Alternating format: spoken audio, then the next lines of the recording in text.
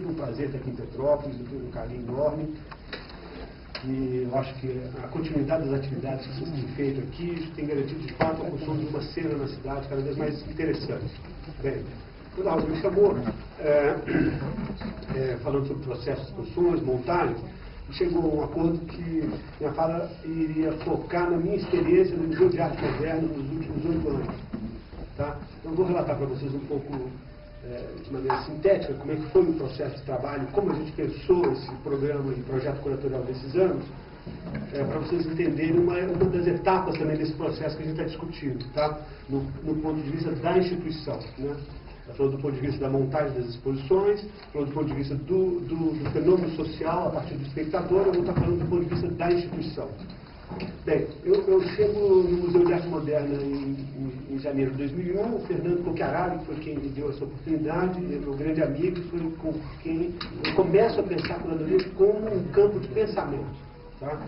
A possibilidade desse espaço lá dentro do museu. Quando foi, desculpa? Em 2001, janeiro de 2001. O Fernando entra em novembro de 2001, o Fernando fica 7 anos, eu fico um ano a mais com o Reinaldo para fazer um pouco essa transição das saídas ali, né?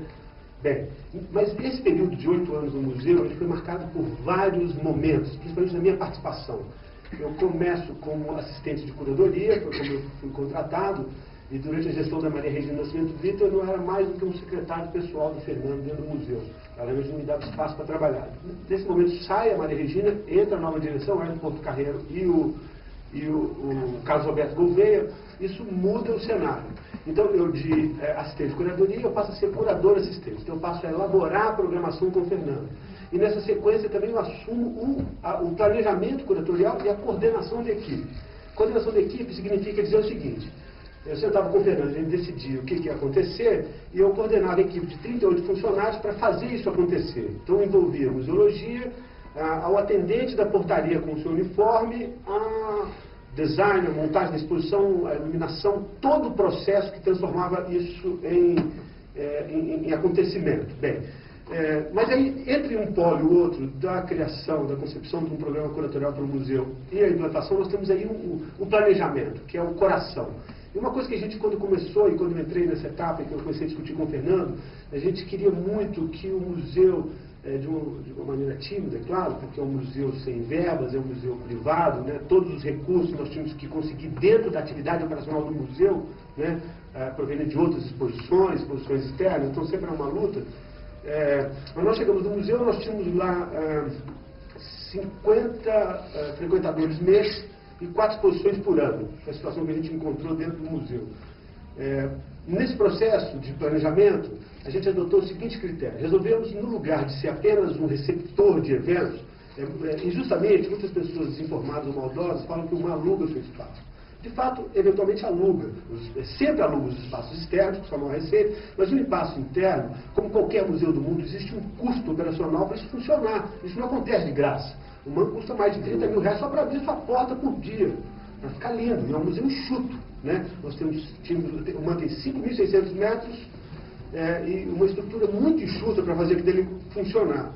Bem, então, o que nós fizemos com o planejamento? Para criar soluções dentro dessa diversidade. Não tem verba, você não consegue começar o ano planejando. Nós resolvemos estabelecer o que a gente chamou de eixos curatoriais. Tá? Isso para nos diferir dos centros culturais. A maior crítica que eu faço dos centros culturais, que apesar de ter exposições muito boas, mas é mesclado com exposições muito ruins. E quando você amarra no arco do pensamento, não se constrói um campo de pensamento. Então, o que determina o pensamento é o departamento de marketing. Isso é péssimo para a cultura. É assim que a gente está trabalhando. No nosso período, nós tentamos inverter isso um pouco. Nós estabelecemos o que a gente chamou de eixos curatoriais. Fizemos 3 grandes eixos. Isso nos possibilitou fazer uma série de exposições. O primeiro dele a gente chamou de projeto Intervenções. Nós cedimos o espaço monumental do museu, ou a relação institucional do museu, ou algum espaço específico para ser desenvolvido por um artista contemporâneo, um site específico, um trabalho in situ. Então, para nós, é um artista jovem, mas um artista jovem para o Museu de Arte Moderna é aquele que tem 15, 20 anos já trabalhando profissionalmente. Né? É um artista jovem do museu nesse momento. Nós não conseguimos desenvolver nenhum programa para o jovem, aquele que sai da escola. o MAN, ele estava trabalhando nesse momento, os jovens já eram alguém que já estava nesse percurso. Então nós desenvolvemos um trabalho lá com Carlito Carvalhosa, Chelpa Ferro. Chelpa Ferro mostrou o trabalho, foi para a Bienal de São Paulo e Veneza na sequência, Veneza que a gente fez lá. Em Chelpa Ferro nós conseguimos bancar toda a exposição profissionalmente, com cachê, com tudo profissionalmente, conseguimos patrocínio na época. Então ali foram feitas 6 grandes exposições, que foi um barato. Outra linha curatorial que a gente instituiu dentro do museu foi a linha chamada, que ele chamou de individuais de artistas brasileiros. Essa, em 8 anos, nós temos mais de 40 exposições dessa linha. O que acontece? Essa linha, nós percebemos que existe um conjunto muito grande de artistas, bons artistas, e que por perversidade do mercado, né, do sistema, o sistema é um funil, e o espaço de visibilidade e de mercado é pouco, mas não significa que não tenha vários artistas construindo trabalho e pensamento. Então, essa linha de individuais de artistas brasileiros nos permitia destinar uma área de 300 metros quadrados, que para o museu, um museu com 5.600 metros não é nada, mas 300 metros é maior que qualquer galeria da cidade do Rio de Janeiro. Então, nos permitia construir, ceder para exposições onde ou mostrávamos a última produção do artista, o que ele estava produzindo nesse momento, ou mostrávamos panorâmicas do seu pensamento. Porque, em muitos casos, como a coleção Gilberto Chateaubriand está incomodada no museu, e é uma coleção enciclopédica, então nos permitia traçar esses arcos de pensamento. Você começava... Isso é interessante para o público, você entender por onde que o artista está construindo, né, o seu pensamento. Além disso, dessas 3 grandes linhas, a gente ainda assim tínhamos que construir, tínhamos que abrigar, em cada semestre, uma exposição blockbuster.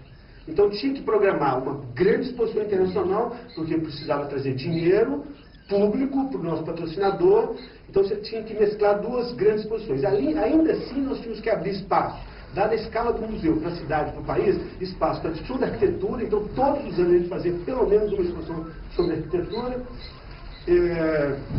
Bem, isso para a gente foi uma experiência insana, louca, mas um barato, um aprendizado enorme, e era uma movimentação, o museu o tempo todo, em processo o tempo todo, a gente nunca fechava grandes áreas, eu tinha sempre uma exposição montando, outra saindo, outra entrando, e uma outra característica interessante, conectando com a tua fala, é que o museu, quando a gente chegou lá, eu achava que aquela caixa modernista de vidro concreto era meio cruel para o projeto de dispositivos.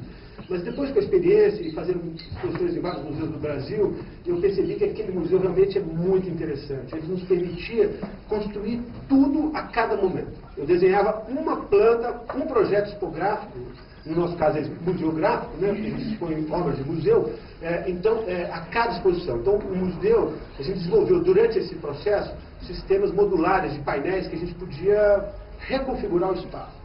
Então, esse planejamento, eu trouxe essa experiência porque é algo que eu sinto que falta um pouco nos centros culturais. Eles são totalmente movimentados, temos departamentos de marketing, e não se coloca campos de pensamento ou de visibilidade, né? Bem, nesses 8 anos, então, nós chegamos com 50 frequentadores, saímos com uma média de 5.000 frequentadores e deixamos 22 exposições por ano. Fora as atividades do museu, de lançamento de livros, as curadorias da Cinemateca, então o museu tinha uma certa mexida lá nesse período. E acho que, em linhas gerais, era isso que eu queria contar. Deixa eu ver. O assunto é gigantesco, como se forma a coleção, como isso aconteceu.